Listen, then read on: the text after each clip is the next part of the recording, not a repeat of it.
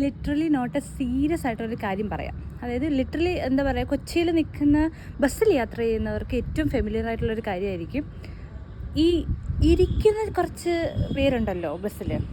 നമ്മൾ അറിഞ്ഞുകൊണ്ടല്ല നിങ്ങളെ വന്നിങ്ങനെ തട്ടുന്നത്.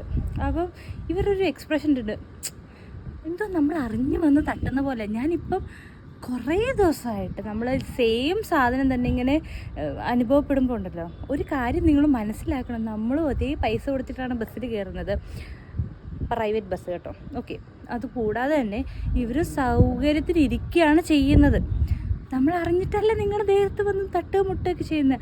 അന്നേരം നിങ്ങളുടെ ഈ എന്നുള്ളൊരു സംഭവമൊക്കെ കാണുമ്പോൾ നമ്മൾ ശരിക്കും നമുക്കതൊരു ഭയങ്കര ഇറിറ്റേഷനാണത്, മനസ്സിലാക്കണം.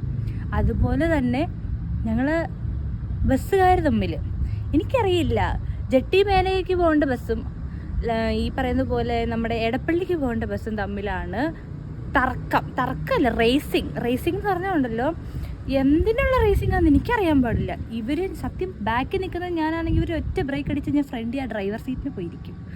ആ അവസ്ഥയാണ് ബസ്സിൻ്റെ.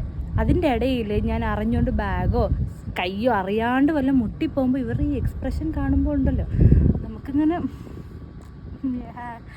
കൊച്ചി നിൽക്കുന്നവർക്ക് മനസ്സിലാവുമെന്ന് ഞാൻ കരുതുന്നു.